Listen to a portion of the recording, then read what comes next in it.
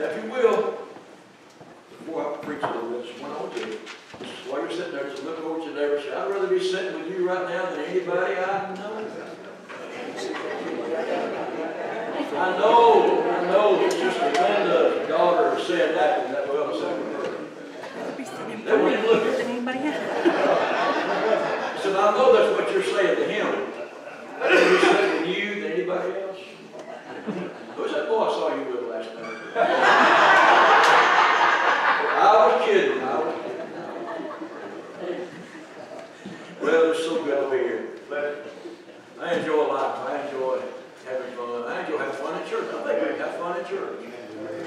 But I'll tell you one thing. I'm very serious about my relationship with God. I'm very serious about preaching the gospel.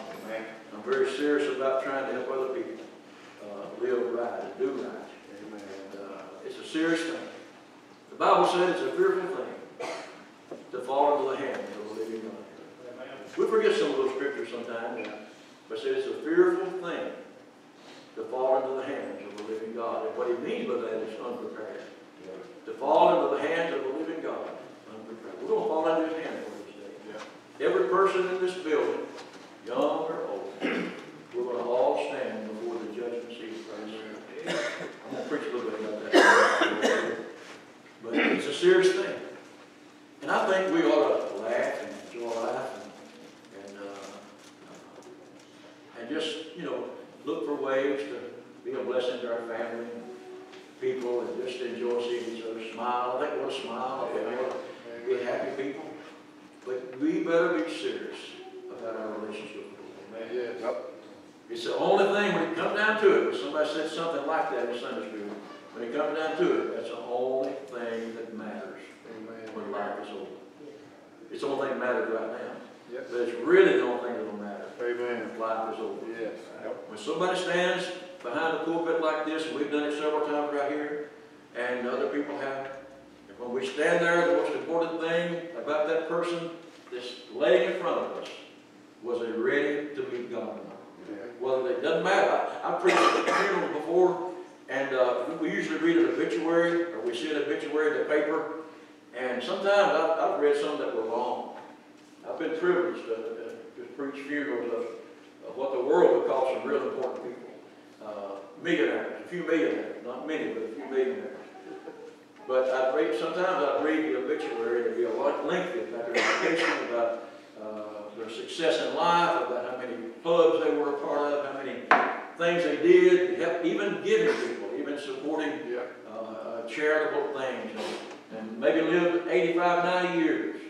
But I always just almost wanted to break down and cry when I looked at that obituary, and there was not one thing said about their relationship with the Lord. Not one thing said about a church they belonged to or their relationship with the Lord. And it's so sad. So sad. But anyway, that word just keeps coming to my mind this morning. And sitting back there a while ago, I thought about it, so I just want to give it to you again. Let's get serious about our relationship with the Lord.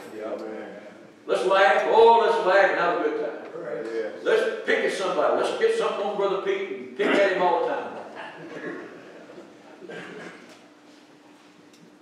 Brother Terry, just laugh about him getting new hearing aids, talking low when they're working good. Oh, praise God. I said, somebody told me the other day about this guy that was really frustrated about his wife. He said she can't understand. She's hard to hear. He said, I'm going to prove it to her. So she don't believe it. But he went in when they got behind and said, what's for supper? She wouldn't answer. He said, what's for supper? She said, she wouldn't answer. And finally, he said, I'm asking you the third time, what's for supper? She said, I'm telling you for the fourth time, beans and cornbread. So that's the way that seminar, I'm always telling her, you can't hear good. She said, you need some hearing aids. We men, don't you tell nobody that we men have selective hearing. We want to hear what we want. Men, fellas. I think our wives do too sometimes. But enjoy life. Young people, I see several young people coming. Some I haven't seen here before. So it's good to see y'all here today. And those that have it, they're growing up, I can't believe how fast everything's happening. But enjoy life. I mean, and the last thing of Ecclesiastes, the last book of Ecclesiastes says, the last chapter, I believe it says, it said, enjoy life and do this and do that. But for all these things, remember that one of these days we're going to stand before God. Yeah. So enjoy life, have a good time. I mean, just look for ways to do it, as long as they're clean and moral. Amen. But always be serious. Be serious about your studies. Be serious about different things. But the most important thing in the world to be serious about is your relationship with young people and old people. Yeah. Young people and old people.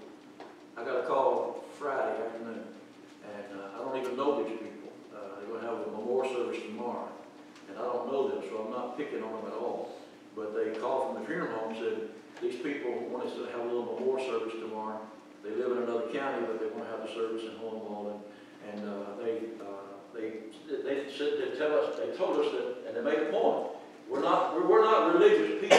We wasn't religious, and we're not religious, but we want a Christian funeral. Christian, somebody got a preacher to say something at the funeral. And I thought, man, this guy was quite old. I called the obituary and I heard about some things, and probably many of y'all know, I don't know either. And I'm not judging you, but it was sad when they said, we're not very religious, we don't have religious people. But to live a life and not be serious about your relationship with God. I'm so glad that I've been acquainted with people that's a role model for me that was serious about their relationship. Amen. Older people, kinfolks, grandparents, great-grandparents, were serious about their relationship with God. My great-grandpa, I never met him. He was gone before I got here. His name was P.A. Webb. He was a preacher. And you know what his name was? And I guess he had I don't know if he even had that back in his day, but his name was Prince Albert. How many of you folks remember what Prince Albert was? Smoking tobacco, the can, the red can. And you rolled it up. But it was Prince Albert. But he was serious about his relationship with the Lord. My great uncle Barnard, all knew him. He was serious about his relationship. My mother and mom were serious about their relationship with the Lord. I'm so glad that's passed on to our generation. And we're trying to teach our kids and our grandkids to be serious about your relationship with the Lord. Enjoy life. Live it to the fullest. Go after it. I know people that they don't even want to spend the money they make because they want to save and they don't want to enjoy spending money. Hey, I need a bumper sticker. I saw one on the back of a motor home one time. It said, I am spending my kids' inheritance. If you want to do something and you can afford to do it, do it. Amen. Enjoy life. You don't go around but one time. But be serious about your relationship. Yes. Amen.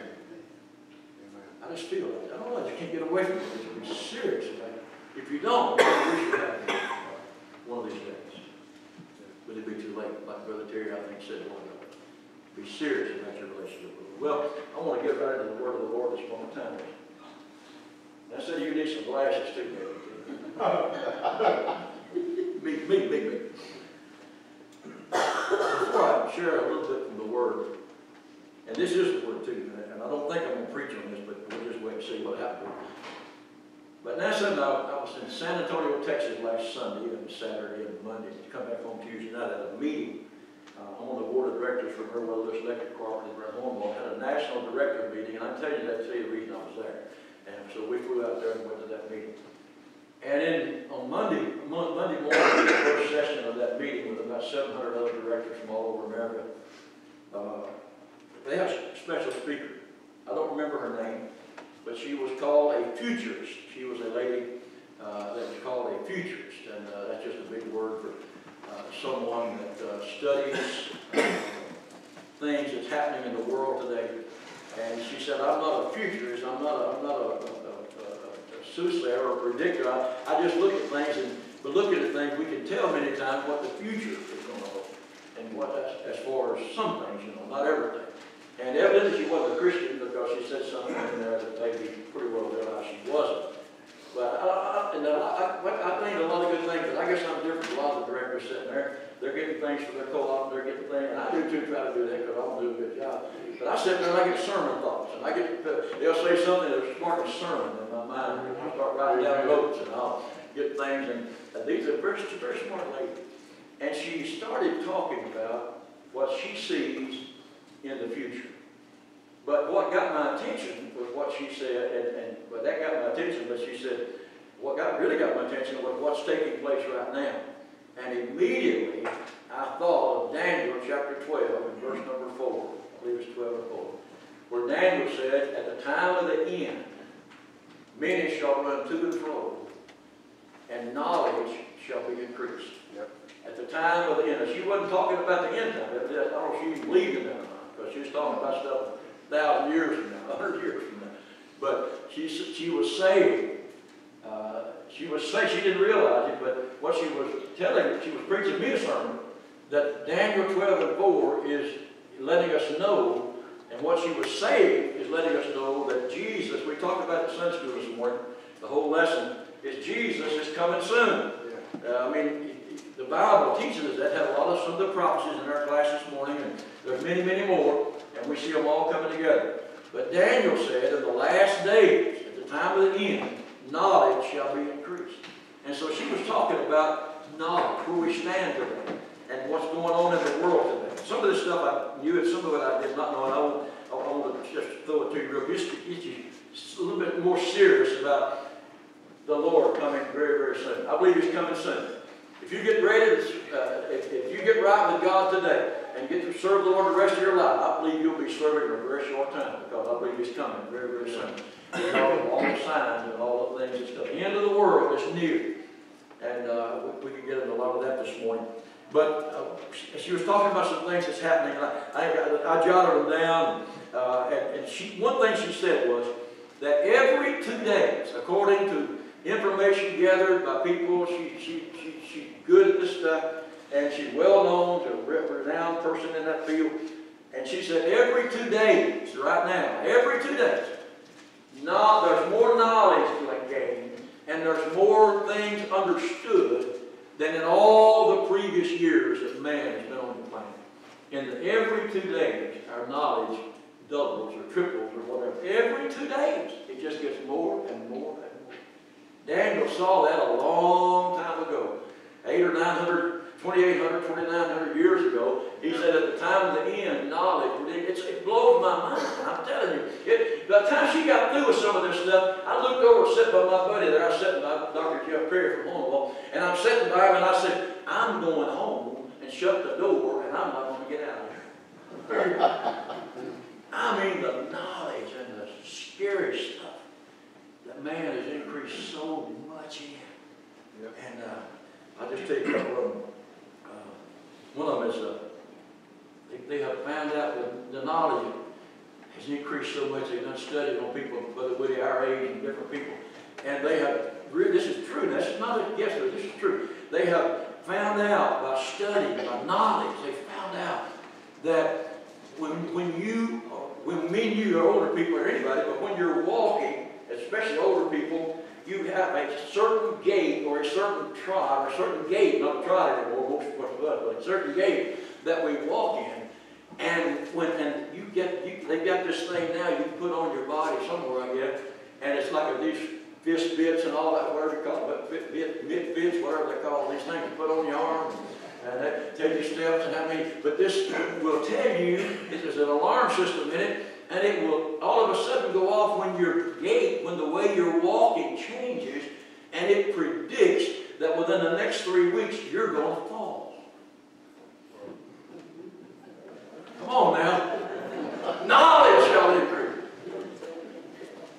I can predict that Nancy's going to fall next week. She's fell about 2 times last week. She just trips on stuff more she used to. But this is amazing.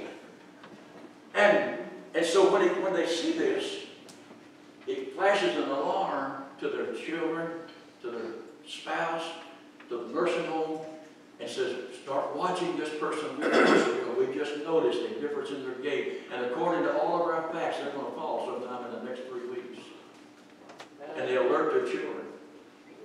Hello. Now here's another that blows my mind. I'm going to stay as far away from this one as I can. I'm not taking up on one of them things, but this thing right here. True, I heard it on the news the other day before I ever got to San Antonio, and then she back verified it. There's a device now that you can put on your head, and people that are not able to talk or communicate, it senses what you are thinking, and it puts it in print or puts it out in some form that people can understand it. I said, I don't want one of them.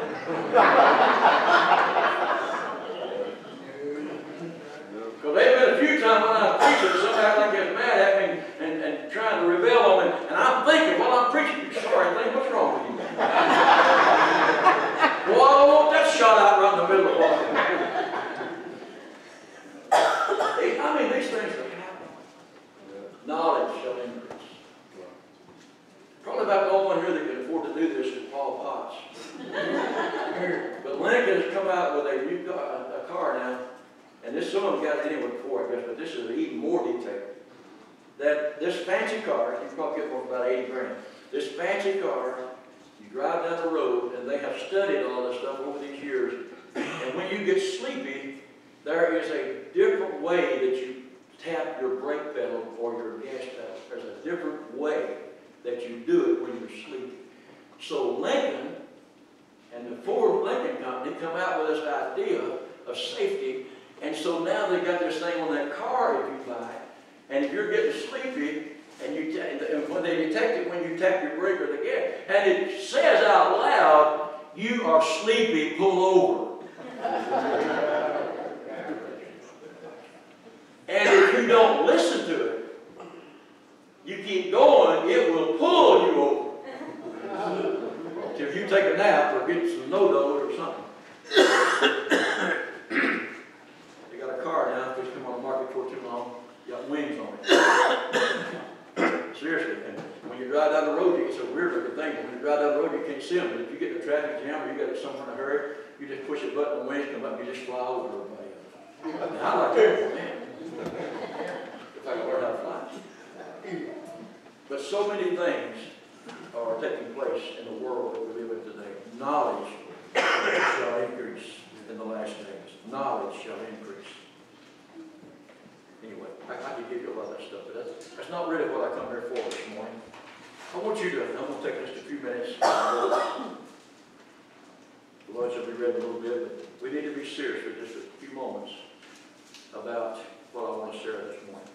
If you look with me in John chapter 18, thank y'all for being a good looking crowd this morning. My goodness. Amen. Thank you, Lord. Good crowd, good sized crowd. John 18, verse 37. John 18, verse 37. And this is where Jesus is standing before Pilate. Most everybody here probably remembers it when I start reading it. And he's standing before Pilate, and Pilate's questioning him. He's just about to turn him over to the mob to be crucified. And Pilate's carrying on a conversation with the Lord. And he says to him in St. John chapter 18, verse 37, excuse me, Pilate therefore said to him, art thou the king then? Jesus answered, thou sayest that I am a king. To this end was I born, and for this cause came I into the world, that I should bear witness unto the truth. Everyone that is of the truth heareth my voice. And Pilate said, what is truth? What is truth? This morning, early this morning, I was praying, and I've been praying since Brother Terry asked me what I wanted to preach this morning. And I just don't want to turn those opportunities down. And I started praying, Lord, what do you want me to share? What is it? And I try to do that. I'm not bragging, I'm just telling you. I try to do that every time, no matter where it is and what I'm doing. And I never thought about this, but all of a sudden, after thinking about different things, and I've preached in different places and tried to seek the Lord, these words come into my spirit. What is truth? What is truth? And I guess I want to deal with some things this morning. In the world that we live in today,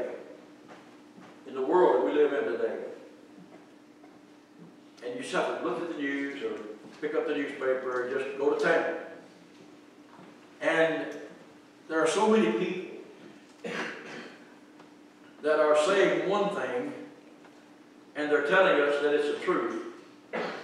And then there's another group, just as educated, just as smart, just as powerful, that are taking a totally opposite stand and saying that's not true. This is the truth. We see it all the time. It's the worst I've ever seen. It's always been that way, but it's the worst I've ever seen it in the political arena. It's the worst I've ever seen it. I've never seen such hatred between the two main parties in America today. And I'm not trying to get political this one. I'm just going to use this as an example. And you can watch any news channel you want to watch, and they will, just for instance, about the wall that they're trying to build. I'm just going to use it. I'm not taking a stand either way. I know what I believe, and I know what I'd like to see take place, but I'm just going to use this as an example. And you watch these people, and the news people, the journalists, the news people, whatever news reporters, and they'll be interviewing one of the parties, and they will say, this is what the deal is, and this is here it is, and here's the facts, and this is right, and this is right, and they lay their stand up, and this is what the American people need to hear. They turn right over and go to the opposite party, and they will stand there, and they will tell you from the same steps of the Capitol building or front of the White House, wherever they are, you just heard a lie. What he told you is not true. This is the truth. And both of them are totally opposite of each other. Amen. Probably both lying too. To a degree anyway. But what is truth? What is the truth today? They're both declaring the truth. They're both supposedly backing it up with facts that they have themselves, with people, other things, in politics, in religion. In religion. Oh my goodness, there's so many people that are saying this is true and this is truth, and they're totally opposite. Even in the Protestant realm, even in the Pentecostal realm or full gospel realm, some are saying this is the way it is, and everybody else is wrong. Yeah. And this other says no, that's not the way it is. This is the way it is, and people are scratching their head and they're saying, what is the truth? What is the truth? There's some that tell us you've got to do this and you've got to do that, and if you don't, you're not going to make it to heaven, and you've got to do this and you've got to act this way and that way. Others say, oh no, that's not right. We're living in a different time. And there's people that don't know, they're scratching their head, what is true? Thank God that I've been in this thing long enough today. I don't know everything, but thank God I know what the truth is. Amen. But there are a lot of people that don't, and they're saying, what is the truth? What is the truth? There are people who will tell you in the pulpits this morning that Jesus still heals and performs miracles and does wonderful things. Amen. And just right down the street, on the same street, one corner over, they're saying miracles don't take place anymore. There's no such thing as that. What is the truth? Some say you got to be baptized before you can be saved. Some say you got to be filled with the Holy Ghost and speak in tongues. Others say that's not true. Neither one of them. Both of them are good. You need to have both of those experiences, but that's not what it takes. And so people are scratching their head. I had a guy that just like a few weeks ago, just 2 or 3 weeks ago, he said, I need to talk to you. He'd been on drugs. He'd been in the biggest mess you ever seen in his life. He got delivered. Jesus saved him. He's trying to do right, trying to do the right thing. And you don't know anything. He wasn't brought up in church. You don't know anything about God. And he said, sit down. I need to talk to you a minute. How come there's so many different ideas about what we have to do and what's true? I don't even know anymore. Which way do I need to go? Am I okay in the church that I'm in? Or do I need to do something else? What is truth? And then there are people today that are telling us, here's another one, global warming. These are politics, political people saying this sometimes, and other people, and they're telling us that there's global warming taking place, and if we don't do anything about it, the world will be gone. Miami is going to be covered with water in the next few years, and you won't be able to go to Gulf Shores. It'll be underwater. And others are saying they said we got facts to prove it. We doubt. And others saying that's the biggest bunch of hogwash I ever heard in my life. They're preaching global warming. It's going to be hotter than it's ever been, and it's 50 below zero in Minnesota. Amen. What is the truth? Yes. Come on. Now, to tell you the truth about it, that's your thing, so I preach about truth. To tell you the truth about it, a lot of those things that I'm talking about don't really matter. Yeah. But what does matter is what's truth about about spiritual things. Amen. What's true about what we need to do, how we need to live. Yes. What's truth about, there's people today that are telling us, the Hindus, Brother Phillips, and Nessa and I work with at church in India. He tells us that the Hindus, it's hard to believe. I can't imagine how you come up with that many gods, but everything's a god to them. And they say that there's over almost 400 million different gods that they believe in. And they believe in their gods. We got a cab back to the airport Tuesday afternoon. One of the nicest men I've ever met in my life. Super nice guy. He's a little bit younger than me, probably grandfather. And he's saying something about praise God. Praise God. It's a really nice. That's probably the best, nicest cab driver we ever had in our taxi driver. We would have used Uber if we knew how to do that. Uber, that's another thing. Oh God. But we start down the road. He's one of the nicest men I ever met in my life. You can tell by how much of a humble, great guy. And I said something. He said about God. He said, "Oh, we're glad." I said, "Oh yeah." I said, "Man," I said, "there's nothing. Oh, how great." I said, "God's so good to us, isn't He?" And he said, "Well, I'm a Muslim." I'm not great. I'm just saying. He said, "Sweetest man." I mean, matter of fact, I gave him a big tip. I like you so much. He said, "I'm a Muslim," but what he said, "Oh, it's a big world." If I didn't misunderstand him, he said, "It's just too big a world for one God to take care of. We have to have several here." But he started talking about how God had blessed him with his children. He's talking about Allah, his God. But he believed in that God. And we're sitting in the back seat believing in another God. Yeah. What is true? Yeah. Come on. Does it matter which God you believe in? You'll find out what it is. Yep. Yeah. Come on. Does it matter what I believe? Does it matter what truth is? Yes, it does. Amen. Come on. Not only in eternity, but in this life. Bless you, Lord. Yes. Because only the truth, only the truth, only the truth. Jesus said, "You shall know the truth, and the truth shall make you free." Only the truth can set you free from sin, from bondage, from hell, from eternity without God. Only the truth can set you free. Only the truth. What is truth today? What is truth today? I'm not going to go into details on this, but this is another thing that's been in my mind for the last week and a half. Been there longer than that, but really the last week and a half. Somebody that I love very, very much. Very, very much. I preached to him by the time he breathed his first breath. Some of my family. Young man, very young man. And he got off into a mixed up lifestyle. To put it as best as I can. A mixed up lifestyle. Yeah. And he put on Facebook the other day, or posted on something. "I'm so glad that I don't live in that little town anymore. Because they're all so closed-minded. Nobody is open-minded in there anymore. I'm so glad I'm away from that place."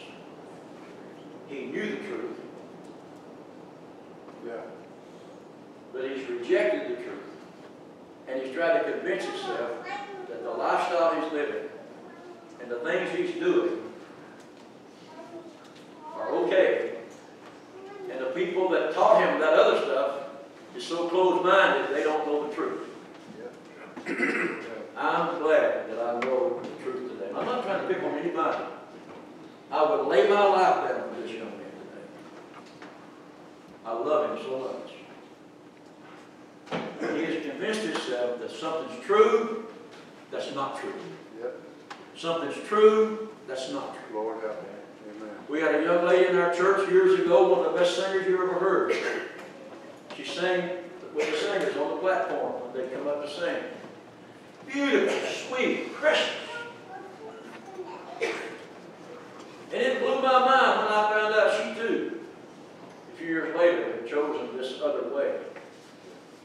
Even going to church all the time.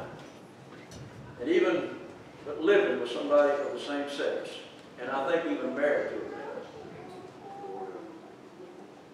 What is truth? We better find out. Yep, man.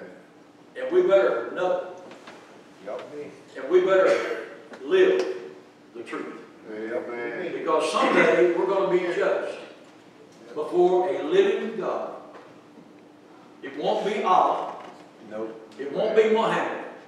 Right. It won't be Confucius. Nope. It won't be one of the 400 million Hindu gods. Right. But it will be face to face with what the Bible says is the only true and living God. Amen. Yep. Yes. Amen. Yeah. Well, I feel the Holy Ghost in this passage. Come on.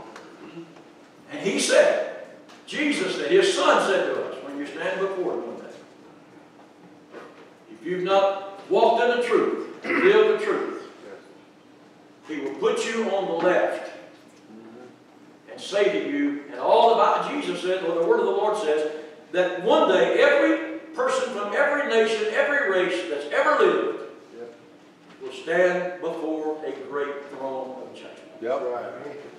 And we will be judged out of the books. Amen. But we'll be judged by this book. Yep. Right. Amen. Jesus said, the words that I speak, they're the words that are going to judge you Yes. on the day. So it doesn't matter what you think and what you try to make right. Yeah. You're not going to be judged by that anyway. You're going to be judged by what this book says. Yep. Amen. Hallelujah. So that makes me want to get pretty serious about doing what this book says. Amen. Because he said, depart from me, I never knew you. Yep. Amen. And he sends angels to take them and cast them into a lake of fire. Does it matter whether I serve God or not? I think it does. Yep. Man. Does it matter what I believe? I think it does. Yep. Does it matter if I believe a lie? Yes. Yes. Because the Bible said, because they knew not the truth, they rejected the truth, Yeah. and God would turn them over to a reprobate mind, Yep. to believe a lie Yeah. and still go to heaven. No. No. To believe a lie and be damned. Yep. What is truth? What is truth? I want to tell you one thing, and I hold this up today very humbly, but for sure, there's not a doubt in my mind. I've proven it over and over and over again. Even if I hadn't, it'd still be true. Yeah. But I want to tell you that every word in this book Amen. is the word of the living God. Yeah. Every word, every promise, every statement. If you want truth, you don't have to go on the internet to get it. You don't have to Google. You don't have to Twitter. You don't have to do anything else. Pick up this book right here and start reading it, or let somebody tell you what it says. And I'm telling you, this is the truth right here. And I can tell you today, I've seen it many, many times. The truth will set you free. And the truth will sanctify you. And the truth will set you apart. And the truth will have you ready to meet Jesus when he comes to you. Yeah. Because the truth is that there's a heaven just as sure as we're sitting in this building today. Yeah. It's real. Amen. It's already there. Yes. Hallelujah. Some of your family's already there. Thank you, Lord. It's real. Thank you, Lord. Those who were saved. But just as much as heaven's real, hell is real. Yep. Amen. That's the reason I got saved. 50 years ago, March 1st, 1970, in about another week or two, 50 years. I knew the truth. Yeah. I knew about the truth, but I met the truth on March the 1st, 1970. Hallelujah. Gave my heart to the Lord, and I gave my heart to the Lord because I knew the truth that there is a hell that I did not want to go to. Amen. I didn't get saved because I wanted to be a preacher. I had no idea that God would pull that on me. will do that for me. Bless me with it. I had no idea. I got saved because I didn't want to go ahead. Oh, but since then I fell in love with Him. Woo. Hallelujah. I said, since then I fell in love with Him. I don't even think about going to hell anymore for my part. I don't think about that anymore. I've been washed in the blood of the Lamb. Yeah. My name is written down in the book of life. Hallelujah. I know who Jesus is. Glory to God. And when I fail in sin, and I have, and when I fail in sin, I get on my knees and I cry out to the Lord. And He takes that same blood that washed me 50 years ago and washes all that away and forgives me and lets me stay on the path walking with God. Hallelujah. I know the truth today. Yeah. Praise God. I need to know more, and I need to keep learning about it. And I do every day that I read and study the Word of God. But the truth will set you free. The truth is in this book right here. This truth is in this book. If anybody tells you anything, I don't care if he's a preacher that has more degrees than a Fahrenheit thermometer.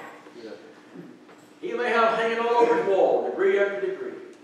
But if he tells you anything opposite what this book tells you, it is not the truth, and it will cost you your soul if you believe it and act on it. Yep. Amen. Come on.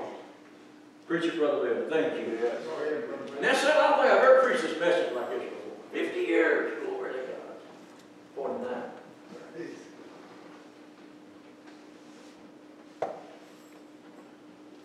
You better know the truth.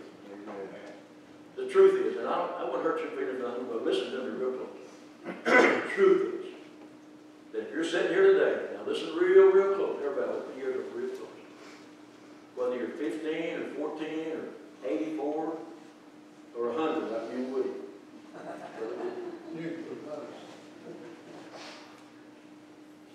If you die today and you're not saved, you're going to go to hell. Yep. Amen. I don't care what your mama, who your mama was, who your daddy was. I don't care how many Bible schools you went to. I don't care how many vacation Bible schools. I don't care how many times they drug you to church. How many of you kids was on drugs in your young life? I was on drugs. All my young life, I was on drugs. I was drugged to Sunday school. I was drugged to church. I was drugged to Wednesday night service. I was on drugs till I got wrong. And I kicked the habit for a few years, and now I got my kids on drugs and my grandkids on drugs. Yeah, come on. We drag them to church every time we get a chance. Yeah. But the truth is, if you die without God, if you die without repenting, if you die without asking Jesus to forgive you, God to forgive you, you're going to wake up in hell. Yep. And the Bible says there's weeping and wailing and gnashing of teeth. It's an eternal place you'll never be able to escape from. But on the other hand, the truth is if you die knowing Jesus, what a great trip it is. Hey, Disney World has nothing to compare with heaven. I don't even like Disney World. I wouldn't go if you paid my way and bought my ticket and bought my lunch as much as I like to eat. Come on. Heaven sounds like a pretty good deal to me. Amen. The truth is in this book. I got so many scriptures I ain't got time to give them to you.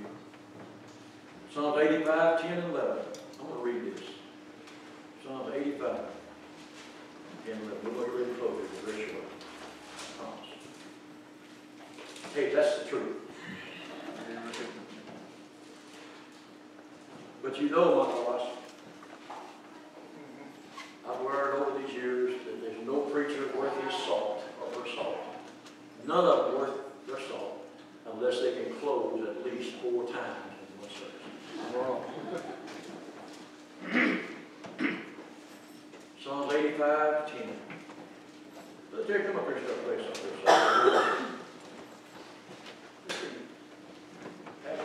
Just play that there. Other musicians want to come play it. I want to share this with you.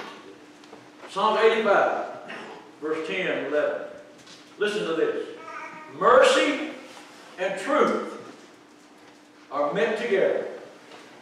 Righteousness and peace have kissed each other. And listen to this. Truth shall spring out of the earth, and righteousness shall look down from heaven. David's saying things ain't going real well sometimes. But there's, when you get truth in the mixture, woo, glory to God. When you get truth in the mixture, mercy. How many think's mercy in here? Amen. Mercy and truth. Well, the truth requires mercy.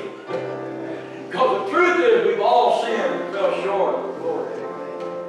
The truth is we're all born into sin and conceived in iniquity. That's the truth. The truth is that most of us deserve hell in this place today because of the way we live. But thank God for the truth of God's Word that will be brought to us, and then all of a sudden, when truth is presented, mercy comes on the scene, and it says this, I like this. How many, especially when you were first married, I hope you still do, but how many really love to kiss your wife or your husband? Just one person does. Brother, you're blessed. You're being honest.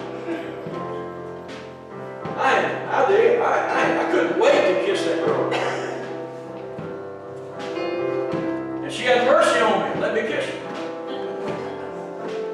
But mercy and truth, he said, meet together. And they kiss each other. I used to hear Brother Sister Robel say one time, he'd be in a good service, the Spirit of the Lord falling. That old man said, boy, I'll tell you what, I'm telling you, I feel like that heaven just kissed the earth and I got caught right in the middle of the smack. Because mercy and truth. Truth. You won't get it when there's no truth, but when truth is there, mercy meets. And truth springs out of the earth. Righteousness and truth meet, peace meet, kiss each other, truth springs out of the earth. Jesus said, I am the way, the truth, and the life. No man comes to the Father but by me. The truth is, and I say this with sadness of heart, my friend that I just met, I call him my friend, I don't even know his name. If he don't meet Jesus and get the truth in his life, he's believing a lie. He's believing something that's not true. And as good as that man is, he won't make it to heaven without the truth in his life. You've got to have the truth. You've got to have the truth. And Jesus said, I am the truth. Not just one of the truths, he said, I am the truth. According to earlier, the Bible said there's only one true and living God. That's all there is. The truth is,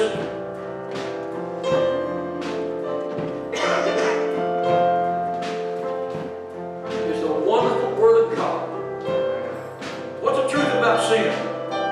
The Bible said the wages of sin is death. And the cost, what is sin anyway? It's a little three-letter word, but it means not obeying God's Word. That's what sin is. It's just not doing what God. It's not so much what you do, although it is, but it's also not doing what God tells you. To know to do good, do it not is sin. But there's people telling you today that there's all kinds of things that don't matter. But the truth matters. The wages of sin is death. Sin will separate you from God. Sin will cause you to be lost forever and ever and ever. I want to read to you, and I just really feel like reading this to you this morning. In 1 Corinthians, one of the first things I felt like the Lord spoke to my heart to make sure I shared with you this morning. Because there's so many people that have, and even religious people, that have changed the truth of God. I'm not going to read it, but turn to Romans chapter 1, and down toward verse 22, 23, 24, and the rest of that chapter. It says, when they knew the truth, when they knew the truth, they would not glorify God, they wouldn't honor Him, but they changed the glory of God into the glory of an image of some beast or something, some kind of false god. And it says that they changed the truth into a lie. And because of that, it says they plunged deeper and deeper, and you just read it for yourself, but deeper and deeper and deeper into sin. When you don't have the truth, you're on a slippery slope, and you slide deeper and deeper and deeper and deeper into that world, into sin. And the wages of sin is death. Oh, but the gift of God is eternal life through Jesus Christ. Somebody say amen this morning. But there are people telling us today that there's not a lot of things wrong anymore. But I want to read this to you. In 1 Corinthians 6, verse 9. This is the truth. Know ye not that the unrighteous shall not inherit the kingdom of God. I've even heard people say that everybody's going to go to heaven. They're good people, and God's not going to put anybody in hell. But the truth is, the Bible said, if you're not righteous, you shall not inherit the kingdom of God. Yep. Listen to this. Be not deceived. Don't believe a lie. Yep. Neither fornicators. Listen, the world tells you today, and people tell you today, to love each other. Fornication is a sexual relationship out of marriage. But the world will tell you that it's okay today, as long as you love each other. I've never seen so many people in Hornball, Tennessee. Oh, I won't talk about Summertown and Marshtown, I don't know y'all that well. But I can tell you how many people are just living together, and they're young people, old people. Preach it, Brother Bill. Yep. Preach it. Sex outside of marriage is sin. Yep. Adultery is sin. Also, it says, neither fornicators, nor idolaters, nor adulterers, nor the effeminate. That's talking about homosexuality. I'm just going to break it down plain. That's talking about homosexuality. I don't care what the world says today. It is wrong to practice man with man, woman with woman. It is wrong. Yep. The truth is, it's wrong. Yep. I don't care if it's your son. I don't care if it's your grandson. Like my case is. It's wrong. Yep. It's sinful. And we need to let them know that we love them, we give our life for them. But it's a wrong thing that they're doing. And they need to get right. Somebody shout amen. Please help me. And not just that. I'm not just going to zero on that, but adulterers. So much of that going on. Effeminate. Thieves. People steal. Covetous. Drunkards.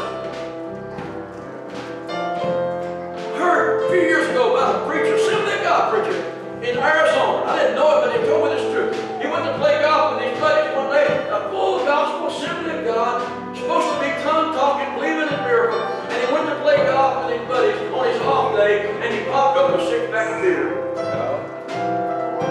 And they asked him about it. I said, oh, I'm off today. Drunkards. I'm not saying he's a drunkard, but my Bible says abstain from the very appearance of evil. Drunkards. These are wrong. Extortioners. And we can go on and on and on. But the truth is, there are some things today that are wrong, that are sinful. And no matter what you believe, it ain't going to change. No matter what anybody tells you, it ain't going to change. When we stand before the Lord, it's still going to be wrong. And we need to be right with the Lord. Would you stand with me all over the building, please, right now? The truth is that you must be born again if you're going to be right with God. You've got to be born again. Well, Brother Bill, I'm going to go. This little guy came by the church one day years ago, bless his heart. He had some problems. But he picked up golf balls at the golf course. And then he lost balls. He picked them up and he sold them. And he come by one hot day out there blindly, walking down the street. And it was real hot.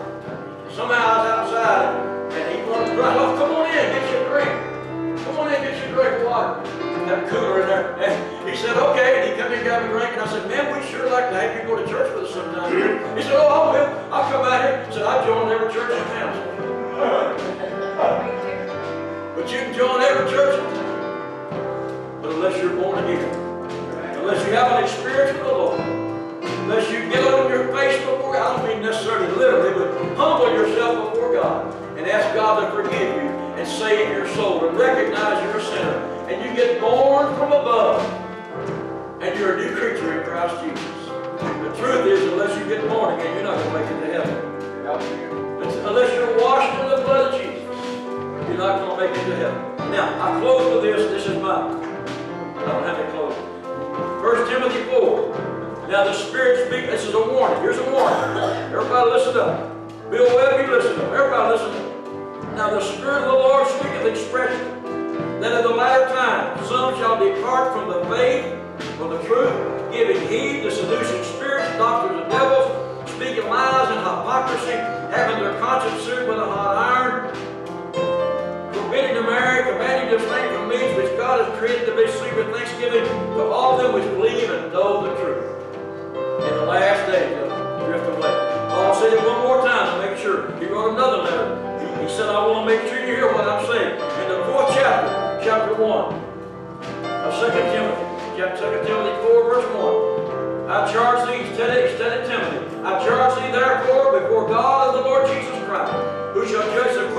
said at his appearing and his kingdom. He said, son, you preach the word, and you be instant in season, out of season, reprove, rebuke, exhort, whatever you have to do, with all long suffering.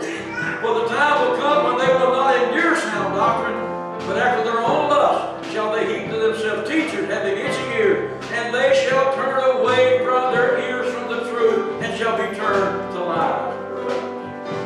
There's no warning. Well, some of this stuff sounds good, but if it don't line up with the Word of God. Don't it sound pretty good to the natural man? I'll just live any way you want to. God's a merciful God, everything will be all right. That sounds pretty good to the natural man. But that's not the Word. You got to live right. You got to be born again. Without holiness, no man shall see the Lord. That's what the Bible says. How many can say amen this morning? Amen. Everybody needs to pray.